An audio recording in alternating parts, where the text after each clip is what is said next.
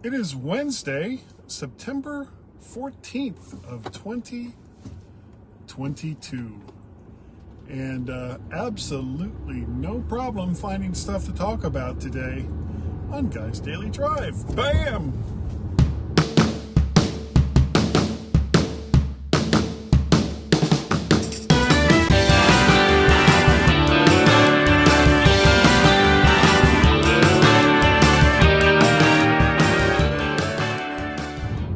And good morning, everyone. Welcome to Guy's Daily Drive, the show that continues to baffle and amaze people everywhere, myself included. I am totally baffled why I do this, but it is what it is, and I do what I do. And look at all that sunshine coming in and glaring the crap out of me. Well, can't always pick the time that you're gonna do a live cast. Well, oh wait, yes, you can. But this is my time to do it while I'm on my way to work. So here's what's going on. I took last Friday off for my birthday. And we didn't have anything scheduled originally, but I really wanted to get out of the house.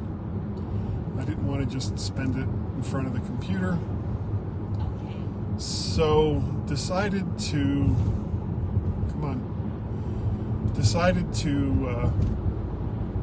do something that I had thought about doing for our anniversary. But by the time we finally got our stumps moving, it was way too late to do it. So this is what we did. Decided to go out to Skyline Caverns. And for those who don't know, the western part of Virginia is dotted all over the place with all kinds of caverns. Probably the one not everybody, but most people know of is Luray Caverns, which we have been to several times, a couple times with the kids. But there's others as well. There's Endless Caverns and Skyline Caverns, and I don't know, there's probably 4 or 5 of them out there.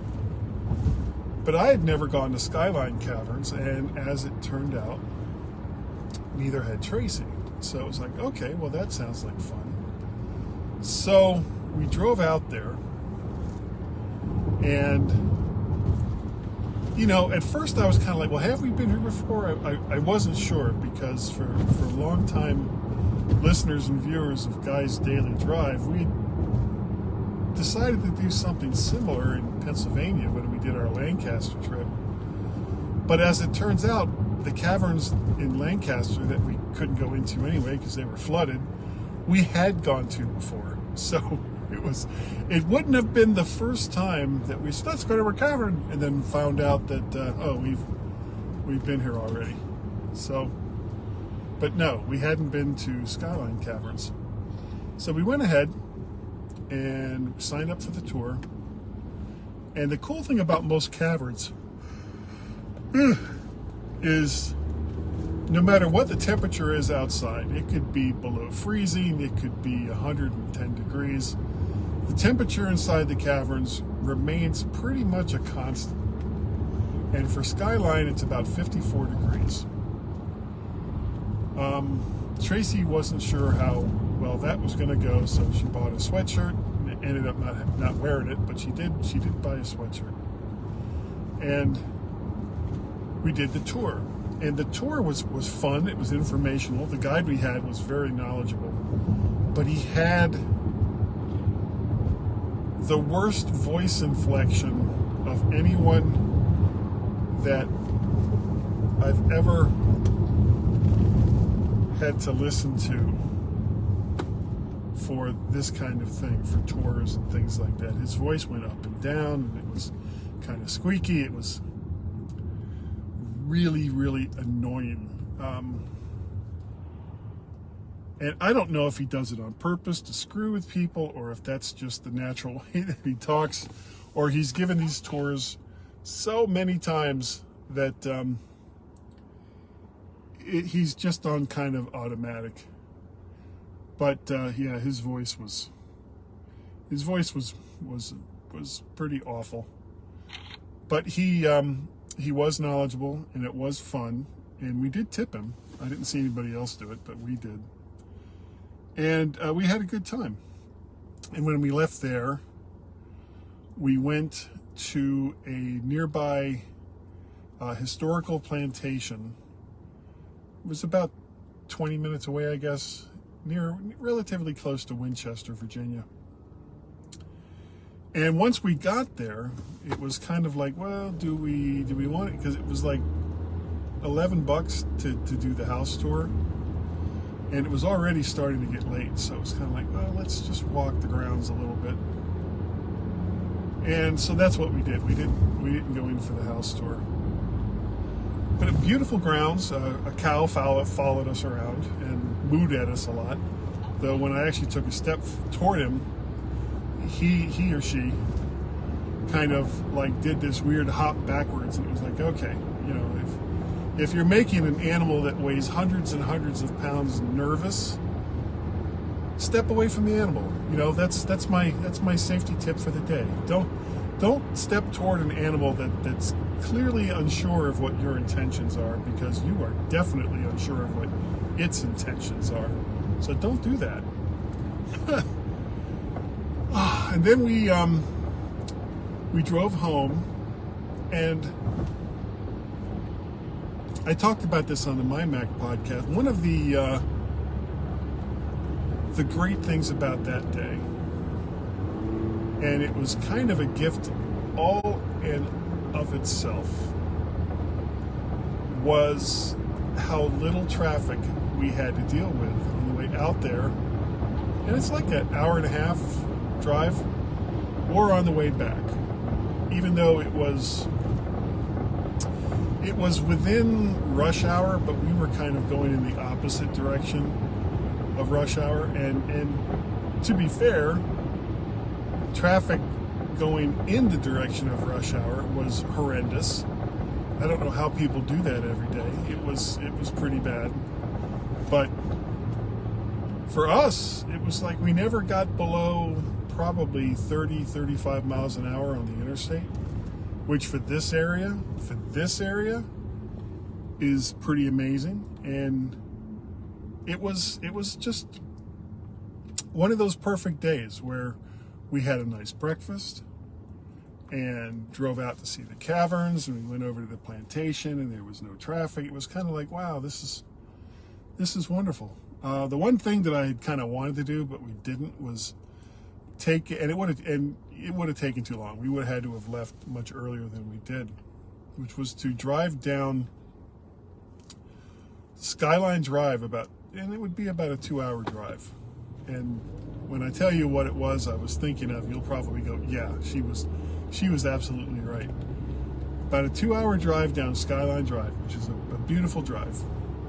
There's a country store called Yoder's, and they have a petting zoo. So they have goats, and they have pigs, and they have horses, and, you know, all kinds of things like that. So it would have been about a 2-hour drive to go to a country store with a petting zoo. And Tracy was more or less like, oh, let's not do that. And she was right.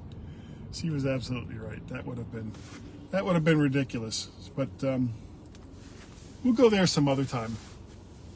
Route 29, which kind of goes through the heart of Virginia, is by itself also a very nice drive.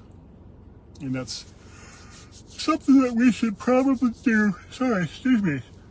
Something that we should probably do as like a day trip, or maybe even a weekend trip sometime in the future. We'll see. So the other news is, now I went down to Birmingham, Alabama back in April. Was it April?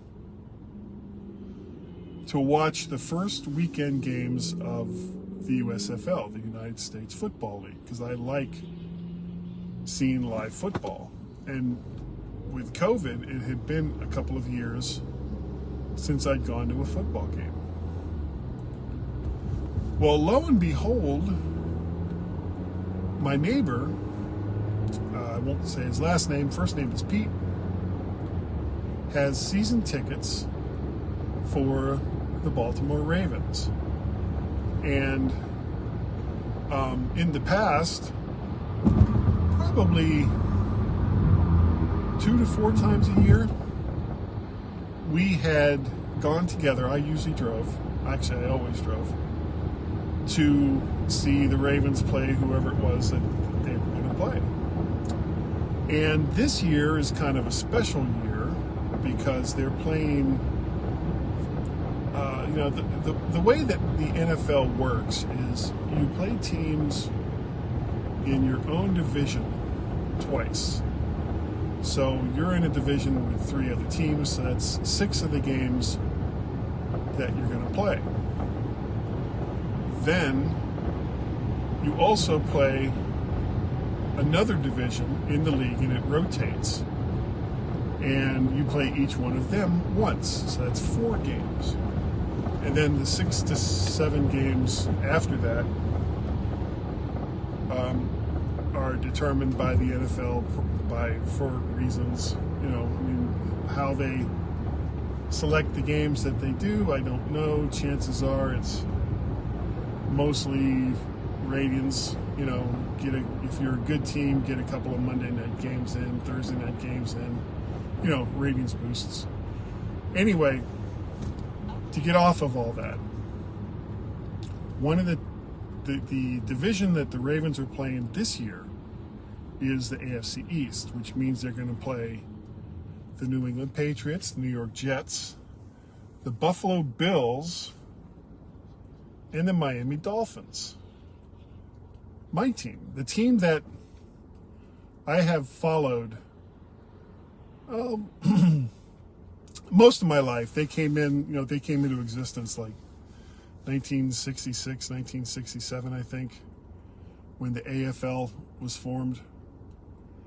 And my dad, who was from New York, and this is weird, he loved the Dolphins. Didn't like the Jets, didn't like the Giants, but he loved the Dolphins. I don't get it. But I didn't particularly care for them, even during their Super Bowl years, until I left Florida. And then it was like one of those things that binds you to an area. And it sometimes it doesn't even matter what it is. It's just something that you can sit there and say, yeah, that exists in the area where I grew up. So they're going to play the Dolphins, and they're going to play them this Sunday at 1 p.m. And so my neighbor Pete gives me a call and asks if I want to go see the Dolphins play the Ravens. And I was like, yeah. So that's my plan for this weekend. On Sunday, I'm gonna meet up with him at probably about 9:30, and we're gonna drive up to Baltimore, and we're gonna watch the Ravens play the Dolphins. And the Dolphins, just based on one game, and they've only played one game this year, the Dolphins, and they beat the Patriots, but this seems like it's kind of an off year again. The Patriots are kind of in a rebuilding phase, and who knows if Belichick really has their coach has his heart in it. He just doesn't seem to have that fire that he did. But even going into the last years when Brady was there, it was just kind of like, okay, here we go. So I don't know what's going to happen with the Patriots, but the Dolphins beat them, and beat them pretty soundly. So we'll see if they're actually a good team, or if it's just they beat up on a team that just wasn't as good as they are. We'll see. But I'm looking forward to it because the Ravens, they won last week. And they looked kind of shaky in the beginning. But they got better as the game went on. And they ended up beating, who would they play in? Cincinnati, I think. They ended up beating them pretty handily. So that's what I'm going to do on Sunday. And I'm really, really looking forward to that. I think that's going to be a lot of fun. So that's going to do it, I think, for today. I think that's close enough. That's good enough, as they say. I'm almost to work, so I guess I need to start wrapping this up. If you want to send me an email, you can do so by sending that to guy@mymac.com or at podcast@vertshark.com. Vertshark.com is the website that I haven't updated in quite some time because all my automatic feeds got messed up. But that's where a lot of the odds and the vids go. But if you want to see the latest vids, go to my YouTube channel, which is VertShark. And all of the vids are there. I just uploaded 4 videos this morning. And while you're there, if you could you like, share, subscribe? Did you see it? Like, share, subscribe. Do that. Do that. I would appreciate that. If you want to follow me on the Twitters, I am VertShark and Mac Parrot over there. There is, of course, the MyMac.com podcast that I do with Gaz. We just did one this weekend, and it was a lot of fun. Oh, there's, of course, Guy's Daily Drive. And I wasn't on last night, but Chuck Joyner's Mac Voices show, which he does live with a huge panel of crazy-ass people. That's always fun. And what else? Oh, Dave Ginsburg's In Touch with iOS. I did that last week. So make sure you go over and check that out. Always, always, always. These are all really, really good people who put out good podcasts, and you should be watching and or listening to them. So that's going to do it. Oh, if you want to help pay for all this craziness, patreon.com/MacParrot, coffee, ko-fi.com/MacParrot, or PayPal at paypal.me/MacParrot. That is going to do it for today. Thank you. Thank you all so very, very much for joining me today right here on Guy's Daily Drive. And I will see all of you next time. Oh, pulling up to the spot. Bye-bye.